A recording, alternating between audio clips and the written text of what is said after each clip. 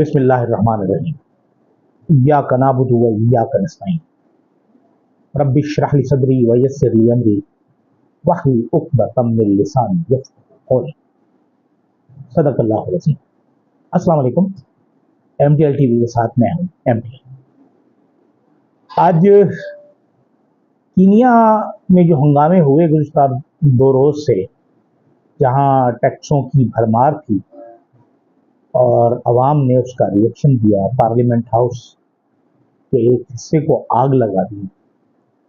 आज मुजाहिरीन के मुतालबात कीनियन सदर ने माने। कीनिया भी पाकिस्तान की तरह या फिर पाकिस्तान से भी गरीब मुल्क है। वहां भी यही हालात हैं जो हमारे मुल्क में होते हैं।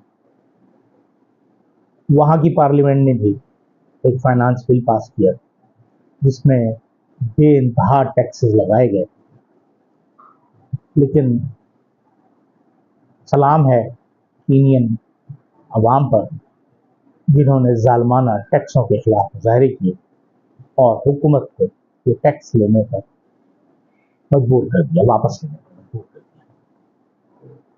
इस तरह के हालात जो हैं शायद पाकिस्तान में भी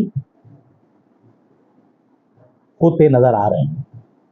अभी तक पाकिस्तानी कौम का जो पैमाना सब्र है वो लबरेज नहीं हुआ और अभी तक तो इंतजार किया जा रहा है कि देखें कि इनमें कितना दम बाकी है। बहरहाल ये एक जिद्दोजहद है जो जारी है मुल्क में अफरा तफरी फैलाने वालों के लिए, जुल्म करने वालों के लिए। इसी तरह हमारे बजट में भी यही कुछ हुआ कि इतने टैक्सेस लगा दिए और हजारों अरब की दौलत जिन्होंने पाकिस्तान से सिर्फ दुबई और UAE में ट्रांसफर की, वहां अपनी प्रॉपर्टीज बनाई।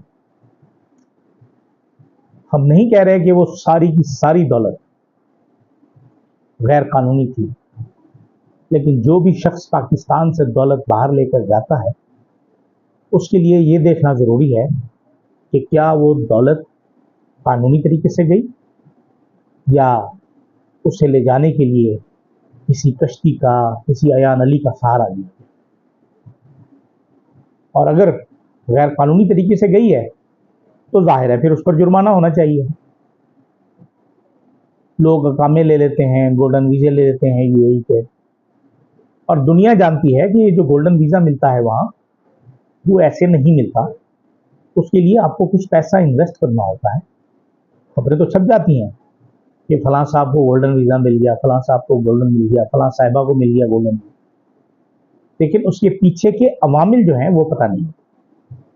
इसी तरह जैसे हमारे साबिक वज़ीर आज़म मियां नवाज शरीफ का अकामे का मामला था, वो अकामे का मामला भी यही था। हालांकि एक ग्रुप जो है वो आज भी ये कहता है कि मियां नवाज शरीफ को तो बेटे से तनख्वाह ना लेने के जुर्म में नाअहल किया गया। हाँ, बिल्कुल सही कहते हैं, ये नहीं होना चाहिए था। उनको नाअहल होना चाहिए था, जो वॉल्यूम 10 था उसे खोलकर उसके जो अवामिल थे, उसमें जो वजूहात दर्ज थी, उसके मुताबिक नाअहल करना चाहिए। उसके मुताबिक करना चाहिए था कि उन्होंने कितनी दौलत मुल्क से बाहर की। एक तरफ अपोजिशन है जो वजीर आजम के दौरे चीन को नाकाम करार दे रही है, दूसरी तरफ हुकूमती गमाश्ते हैं जो इस बात पर बज़िद है कि पाकिस्तान की तारीख का कामयाब तरीन दौरा था दौरे चीन, क्योंकि इस दौरे में हमने CPEC के फेज 2 पर काम शुरू कर दिया। हम भी क्या सादा हैं कि हम जिस CPEC का अभी पहला मरहला मुकम्मल नहीं हुआ उसके दूसरे मरहले के लिए बगले बजा रहे हैं। पहला मरहला मुकम्मल नहीं हुआ, पहले मरहले के जो काम करने के थे, जहां कारोबार करना था, जहां तिजारत करनी थी, वो सब खत्म हो गया, वो कुछ नहीं रहा। अब हम एक ही काम करने पर मजबूर हैं। मजबूर मैं इसलिए कहूँगा कि हमारी इसके अलावा और कोई रास्ता हमारे पास नहीं है। کہ ہم ہر 3 سال 2 سال بعد چین سے کہتے ہیں کہ یہ ہمارے قرضے رول اوور کر دیں، تو 15 ارب سے بڑھتے بڑھتے 20-25 ارب ڈالر ہو جائیں گے۔ بہرحال ہم نے سود تو دینا ہی ہے نا، اور جن لوگوں نے اس پر جیبیں بھری وہی لوگ اب نظریں گاڑے بیٹھے ہیں فیس 2 پر مال بنانے۔ اگر انہوں نے سڑکیں بنانی ہیں تو وہ پنجاب میں بنیں گی، انہوں نے پاور آئی پی پیز لگانے ہیں تو وہ پنجاب میں لگیں گے۔ بھائی لوگوں، اللہ کے بندے، جہاں سب سے پہلے آئی پی پی لگنا چاہیے، گوادر میں جہاں بجلی ہونی چاہیے، جہاں 24 میں سے 18 سے 20 گھنٹے بجلی نہیں ہوتی، جہاں آپ کی ساری ایکٹیویٹی نے کام کرنا ہے، سارا ہب بنے گا، وہاں تو نہ پینے کے لیے پانی ہے اور نہ ہی بجلی ہے۔ امن و امان کی صورتحال اس کی وجہ سے اور خراب ہو گئی، اور ہم بغلیں بجاتے پھر رہے ہیں کہ ہمارا دورہ چین کامیاب رہا۔ آج تو مولانا فضل الرحمان صاحب نے بھی فرما دیا کہ یہ دورہ چین ناکام ترین دورہ تھا۔ بہرحال چین نے ہم سے مطالبہ کیا، یو اے ای نے مطالبہ کیا کہ پاکستان میں سیاسی استحکام کر لے آئیں، لیکن بہرحال ہم تو اس مقولے پر عمل کرنے میں بالکل پوری تندہی کے ساتھ لگے ہوئے ہیں کہ زمیں جنبد نہ جنبد گل محمد، میں نہ مانوں کی رٹ ہم نے لگائی ہوئی ہے۔ چین کہے، یو اے ای کہے، قطر کہے، سعودی عرب کہے، کوئی کہتا پھرے، ہم نے یہی راگ لاپتے رہنا ہے کہ ہمارے تو حالات بالکل ٹھیک ہے، ہمارے الیکشن بالکل ٹھیک ہے، ہمارے فلاح ہو گیا، ہمارے ہاں یہ بہت اچھا ہو گیا، ہمارے ہاں وہ بہت اچھا ہو گیا، حالانکہ کچھ بھی اچھا نہیں ہوا۔ اسلام آباد کے 3 حلقے کھلے تو اب پنڈی کے حلقے کھلنا شروع ہو گئے۔ اب ہوگا کیا؟ ہم کریں گے کیا؟ ہمارے وہ لوگ کریں گے کیا جو ان سیٹوں پر بیٹھے ہوئے 2 نمبری کے ساتھ، اور وہ کہہ رہے ہیں کہ آپ ہم سے گفتگو کریں، ہم سے بات چیت کریں۔ بات چیت تو اس سے کی جاتی ہے جو لیگل طریقے سے بیٹھا ہو۔ آپ لوگ تو 47 سے بیٹھے ہیں، 47 کے ذریعے بیٹھے ہیں۔ آپ 45 والے ہوتے تو شاید بات چیت ہو جاتی۔ 47 کے مطابق فارم کھولے گئے تو آپ نے فوراً ہی اعتراض اٹھانا شروع کر دیے کہ جج باعث ہیں، یعنی قانون کے مطابق وہ آپ سے 45 فارم 45 بھی نہ مانگے، آپ سے بیان حلفی بھی نہ مانگے، کیونکہ بیان حلفی دے گے تو آپ پھنس جائیں گے۔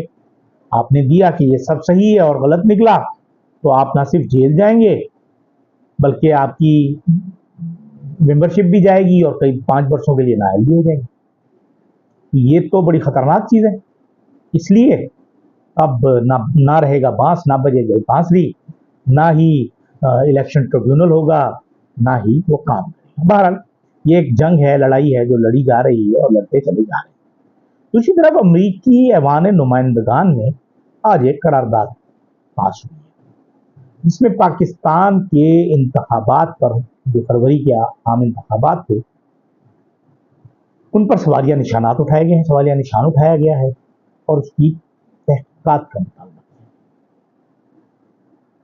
تو اس کے فوراً بعد ہمارے ایک بہت اچھے رہنما ہے 47 کے، 47 کا مطلب 1947 کے نہیں ہے، فارم 47 کے ہیں، میں نے بھی بنے ہوئے ہیں، حنیف عباسی صاحب، وہ فوراً آئے اور انہوں نے فوراً کہا کہ شہباز گل اور فلاں اور فلاں اور فلاں اور پی ٹی آئی یہ سب جو ہیں پاکستان کی آرمی پر براہ راست تنقید کروا رہے ہیں، اسے برا محسوس کروا رہے ہیں۔